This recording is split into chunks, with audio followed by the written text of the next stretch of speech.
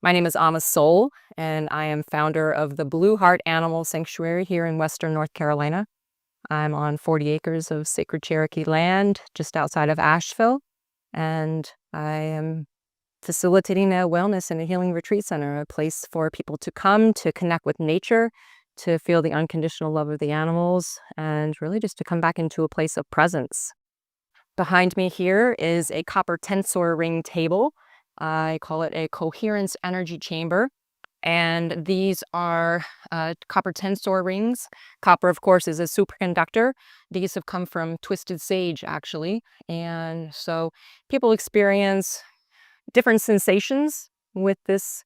It's like an analog device here because there's no digital with it whatsoever. Scalar wave, but in the analog form.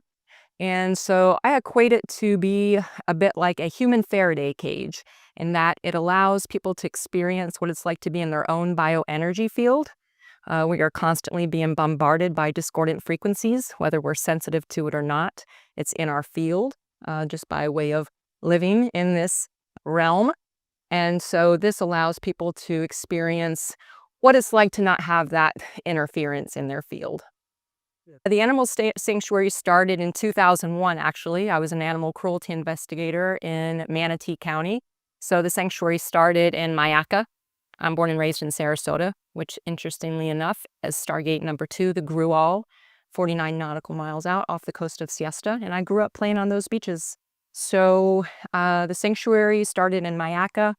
I had almost 100 animals out there and simultaneously started a nonprofit sanctuary and school. I had 2 little kids, and that was the year of 2004, which was Charlie, Ivan, Francis, Jeannie, and Bonnie, a lot of named hurricane storms, including Charlie, which came very close to the sanctuary. And having large animals, it's nearly impossible to evacuate. And while I recognize that there are natural disasters everywhere, I felt called to get away from the coast. So I used to summer up here in the Western North Carolina area. My mom has a summer house over in Jackson County, which is a little bit to the west. So I came up looking to be kind of close to her because my mom and I are very close. And my property was a for sale by owner. It was way out there.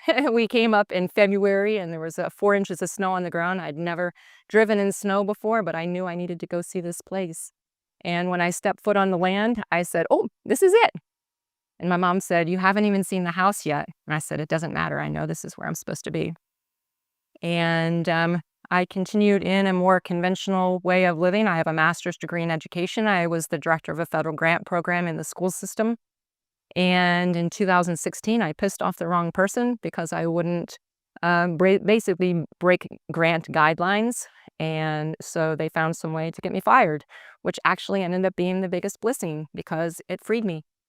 And at that time, I had kind of gotten into becoming aware of, then it was like the law of attraction and the power of our mind and our thoughts and how we're co-creating here. And in 2017, I fell and broke my wrist and I healed it in a week. And that was just by imagining God's source love coming in and healing my wrist. And it put me on a whole new trajectory. I took a crystals class at a community college, and when the woman put the stones on me, it was like someone flipped a light switch. And all of a sudden I was like, "Oh my God, like, what is this? What's happening?" And I was bawling, crying on the floor of this community college. And I remember a woman like looking over at me and saying, "Oh, you've never done energy work before." And I was like, "No, I don't know what's happening to me." But I was hooked. I was all in. And I had my first session with her on the total solar eclipse of 2017.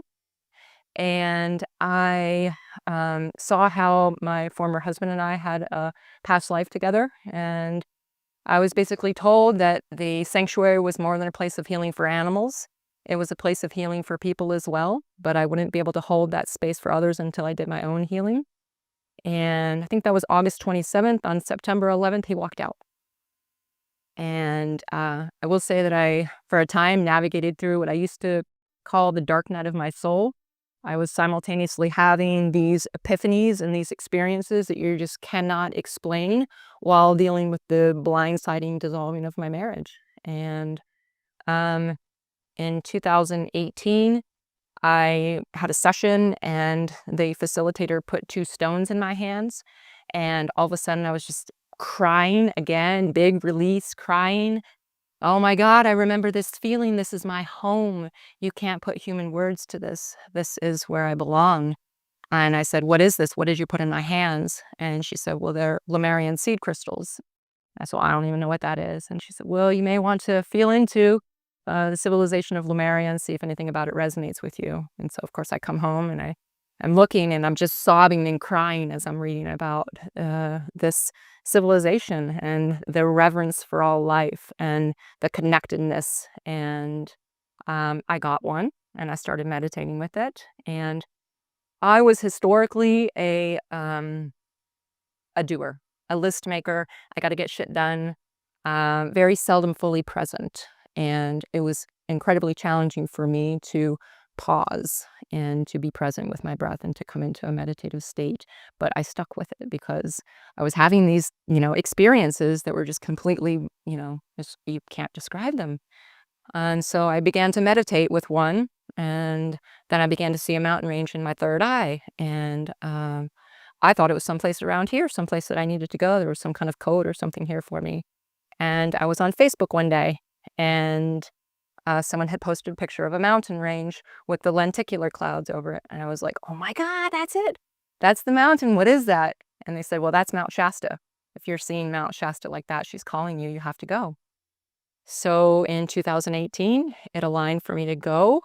Some uh, Lemurian sisters were facilitating a small retreat, and I went. And on one of the last days, there's a lot of things that happened, but it was like one of the pivotal moments was on the last day. I walked into a store called Soul Connections, and there was a woman that was sitting in the back, and she had bowls all around her. And she said, "Oh, good, I'm glad you're here, dear. I've been waiting for you."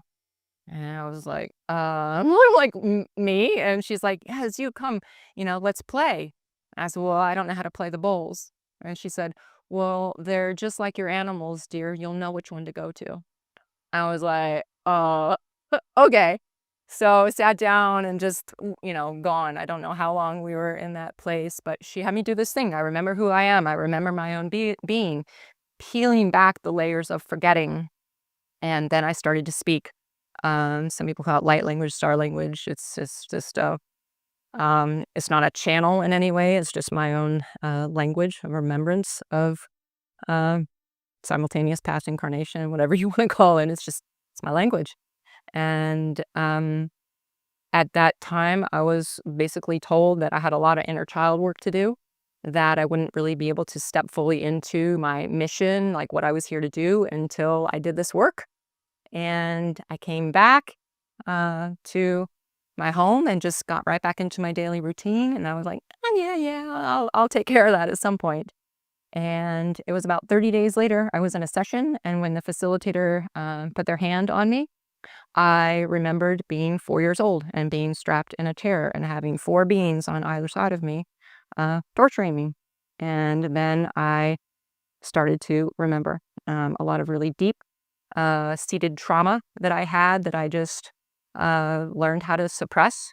And my MO was to dissociate. Like I said, I was very seldom present.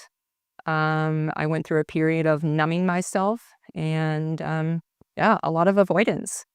And I always knew there was something, but I didn't really dive into it. And then it was like, oh shit. And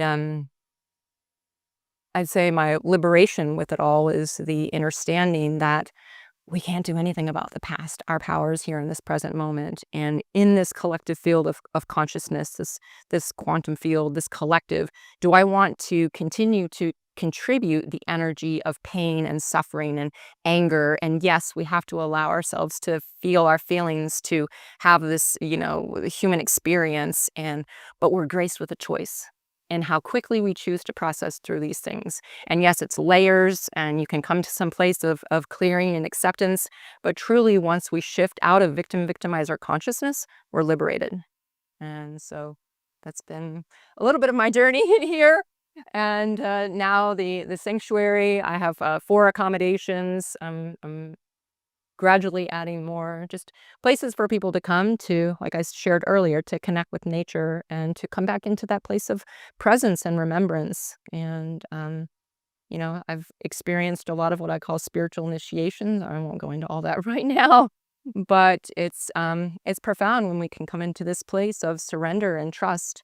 And my intention is always to be that pure, clear flow of God's love in every moment, with every task, with everything, to just be in this place of flowing that, sharing that with the world. Mhm.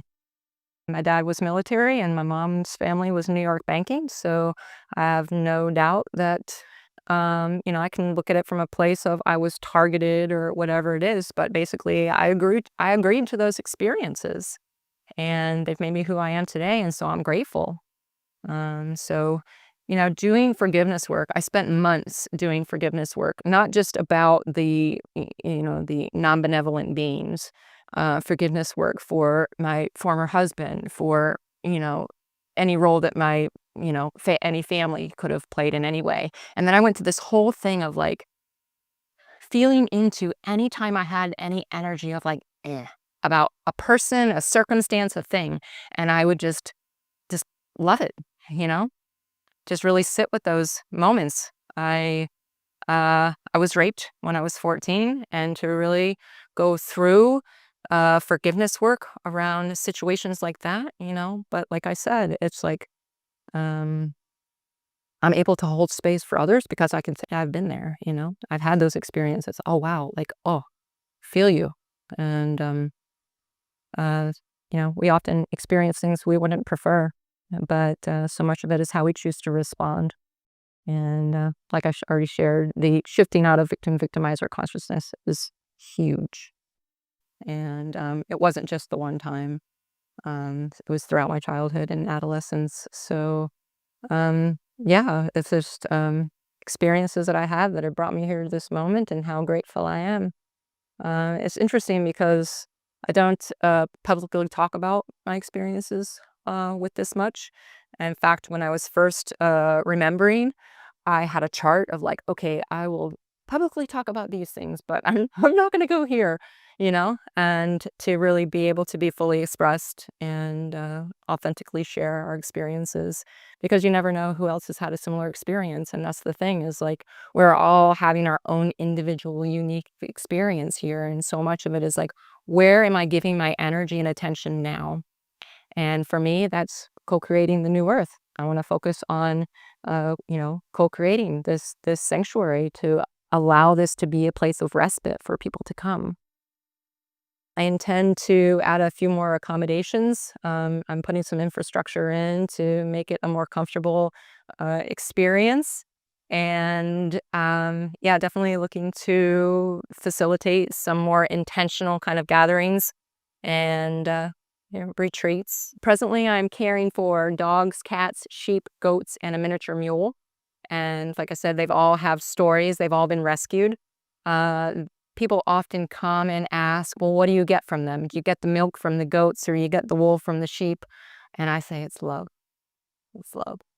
And so people get to come, walk through, meet the goats. The goats are very friendly. They love to come up and to rub on people. And I offer tours on Airbnb as an experience. So I get a lot of like random travelers who just happen to be in the area. And so I love how Herosquad works, and the people that are aligned to come and to have this experience. So I'm really grateful to be able to hold that space and to be a steward of that land, and to help facilitate people in having a moment of peace and calm in this world of chaos.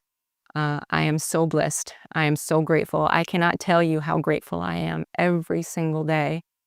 I'm in awe, and so much of that comes with an awakening from a place of dormancy, of thinking about the next thing you need to do. You're not even present. You don't see the beautiful little wildflower, the moss, connecting in with the consciousness of the forest, of the mycelium of the trees. It's like, it's phenomenal. It truly is. I have this perspective of childlike joy and wonder because it's like I'm getting to have a whole nother experience in this physical vessel where I am now. Like, holy shit, like that's amazing. I'm so grateful. One of my biggest initiations was 2019. My wrist was very minor. In 2019, I was in a car accident and my leg was broken. It was my daughter's first day driving, and it was a weight bearing bone and it was very badly displaced. The orthopedic surgeon told me I needed surgery and screws, and immediately I got the guidance: do not let them put foreign objects in your body, trust that you could heal.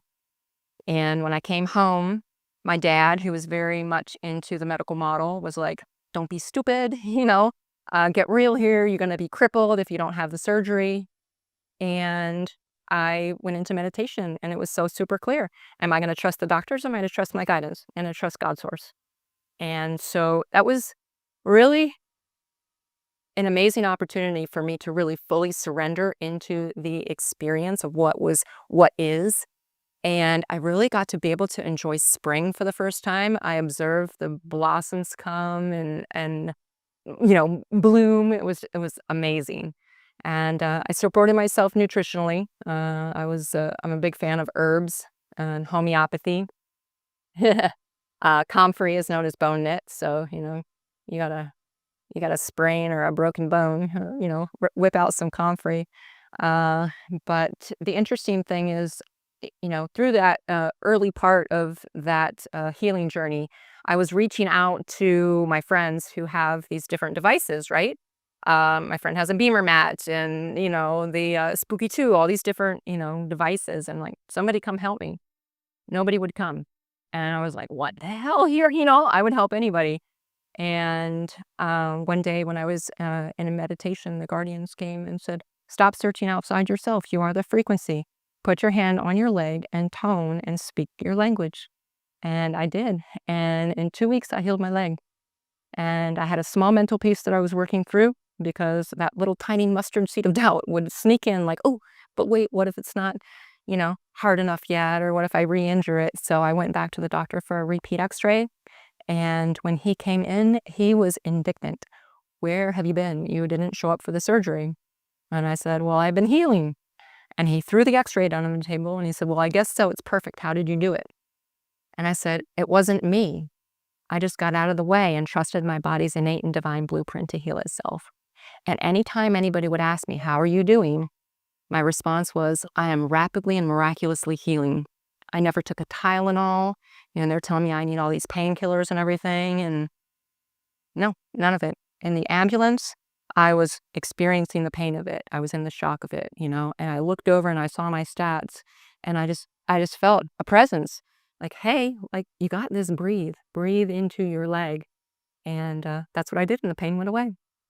So my perspective is we are all capable of this. I don't want anybody to put me on a pedestal and look to me like a healer or anything like that. I love to hold space for people, but my intention is to be that spark of remembrance of what is within you, because truly it is within. We need to stop looking outside ourselves, stop waiting. We are the ones, we are here. So I'm grateful. I'm grateful to hold that space. So these are some products. I've got a beloved that's moved to the sanctuary now, and he is an alchemist, and so he created these deodorants. This one's shea butter, coconut oil, arrowroot powder. So it's all all good for us. Not the chemicals, petrochemicals and things like that. And this is the comfrey salve. So this is the organic comfrey with the shea butter. And yeah, so interestingly, he fell down the steps and put this on and was really shocked at he didn't have any pain in his knees, even though he landed. So yeah, comfrey is an amazing, beautiful plant medicine. And so I'm really grateful to, be able to share it with others. My websites are blueheartsanctuary.org and soulgaia.org. Yeah, the sanctuary is a 501c3. I'm a nonprofit. And just be the love that we are. Just soften and open our hearts more. I mean, that's what it's all about. stop giving our energy and attention to these timelines that we don't desire to see manifest, and truly, like, so much of it is, um, really embodying the traits. There's something that I really resonate with. It's called Keylontic science, and the attitudes and responsibilities of mastery. I was sharing a little bit about that earlier. It's like, we can do these activations and connect in with this and get this channel or whatever, but if you're not embodying, you know, true Christic ways of being, of kindness and love and grace, and it's like you can do all the activations you want, but if you have not learned how to, like, master those basic ways of being expressions of love and kindness, then, it's kind of like, okay, well, let's come back to the basics here and establish this foundation of open-hearted lovingness. My perspective is, that we all have to do what we resonate with, and learn how to trust our own discernment. And for me, the freedom teachings, this these materials, they resonate with me for the being that I am, for my soul path. And I'm not here to tell anybody what's right or wrong. We all have our own free will to discern what works for us, and we all have different contracts. And so I'm not going to sit here and say, like, this is the only way, and if you do that, then, because that's not for me to say. I do what resonates with me, and I have had a lot of confirmations, especially this weekend. I'll just say I was on the fence about coming here. When Christy initially reached out to me, I was like, yeah, like, are you gridding this out? Like, who are you connecting to? Because I'm super discerning of what I allow in my field. There's, like, energy transference is real. If you're not gridding places out, if you don't have intention, then, you could be, you're doing sky washes. Like, who are you calling in? You're channeling this. What's your shielding techniques? What are you doing to protect yourself, to ensure that you're bringing through, you know, the guardian material, the and so I was on the fence. And then yesterday, I was setting up in the rain, and a gentleman was just, like, walked up, Eric, Eric, and he walked up, and he's wearing this pendant, and I was like, "Oh my god." I'm like, "Is that a ruche?" And he goes, "Oh, is that an akasha?" And I was just like, "Oh my gosh." And then we just started talking. So, it's a beautiful confirmation, because like I said, my human did not really want to come, but I trusted my inner guidance to, uh, okay, I know I need to go. Okay, God source, I'm gonna go, right? I trust. I'm gonna show up here for, you know, and that last night was just like, it was just an amazing confirmation for me, because we've been doing activations together and singing sacred songs, and I really believe in the indigo shield and the power when we come together. One of my experiences that I had early on, I don't really remember my dreams, but I awoke, sat straight up in bed, and I heard, "You are a frequency key holder for the Ark of the Covenant, and there are more. And the harmonics of the frequency that's created when you come together holds the key to all of creation." I was like, "Okay, I gotta unpack that," But, the bottom line is we're more powerful together, and when we can come into this place of at one-ment, of recognizing the at one-ment of all, of seeing God source in you and her and the tree and the animal, and God source expressed everywhere. It's an amazing shift in frequency. And as we continue to accrete more frequency, we're perceiving through, these higher dimensional, realms of consciousness. So, yeah.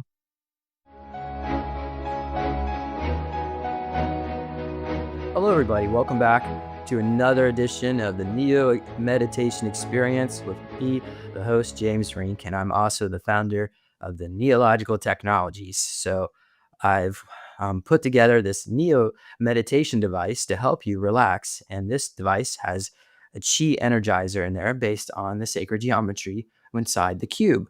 So today we have Rocky here. So I've known Rocky for over a decade now. So Rocky, you purchased one of these devices many years ago. Tell us, what have you experienced using the Neo meditation device? Yeah, I remember the purchasing the first version of New Cube, which was a small cube. It was I could hold actually I could this palm this new cube I could actually hold in my palm. So yeah, I purchased it, and so when I remember opening the packet, and when I first held a new cube over my palm, just in the center of my palm, I started to experience this a kind of a form of a high form of chi energy, and it turned into like a ball. So I was very fascinated about it. So I remember the first meditation I did on New Cube. I had listened to James Rink, how he meditates on New Cube. So I just placed it. Already had faith in it. So I believe that having faith, I believe that new cube can be activated by giving it faith. We can say that, "Hi, new cube, I trust in you," and like communicating with new cube as if we are communicating with a person, because new cube becomes a living person because it has this chi energy. So it's it's possible for us to communicate with a new cube. So I remember I placed this new cube, a small one, and I was in the kitchen, and the first just 3 4 minutes I placed my palms around it, and I started to see a spiral. It looked like a wormhole, and this was just like 2 3 minutes, and then I remember my mom came, and she I don't know what made her wake up, but so it interrupted my meditation. But so I thought, okay, I'm gonna use it for healing myself, because I was very fascinated that this when I saw this. So basically, what I started to do with New Q was, whenever I had pain anywhere, I would place it, and I would place my right hand over it, so I would feel healing, and my pain would be gone. And so after that, I have been carrying this my new cube around me wherever I go, because it protects my chi energy, and people that I live in a low place where there are too many people. So I protect my energy by using my new cube. Wow, Rocky, thanks for sharing that amazing story. So, if you would like to learn how the Neo meditation device could help you, please visit neologicaltech.com. I do have some skolums and monasteries in stock, so they can help you out on your daily meditative practice. So, I personally meditate for 11 minutes, a minimum of 11 minutes a day, but I like to meditate for 30 minutes a day, and I do that a couple times a week. So, and I've noticed that if I don't meditate over time, you start to feel stressed again, and on just like everything is unraveling in your life. So it's a great tool if you feel like you have a lot of trauma and you need to release it. Go to neologicaltech.com. Thank you, Rocky. Yeah, thank you. I'm Michael Sedona, and in the 1980s, I designed hardware and software used by the secret space program. I will be talking to you about how I train super soldiers and cyborg soldiers and how to beat the Dracos in one-on-one fighting. I served on the space station of Mimas as a liaison for the Earth Embassy, working with many alien races. Jean-Charles Moyen, Franco-American SSP, aboard the Solaris spaceship, a part of the Solar Warden. My mission, protection and rescue slaves on other planets. Rebecca Rose, Psychic Super Soldier, Moon, Mars, Kuiper Belt, and beyond. We know if you won't tell them the truth, we will. Hi, I'm James Rink, founder of the Super Soldier Talk podcast, Healing Soul Survivors 501c3, and now the Super Soldier Activation Conference.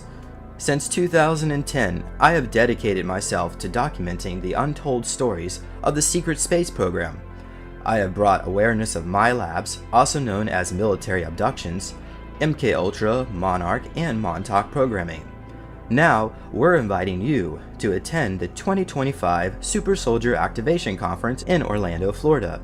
for 4 days of groundbreaking discussions beginning October 8th to the 12th. Reunite with over 25 courageous Secret Space Program veterans, learn hidden truths, heal wounded hearts, and activate the power within.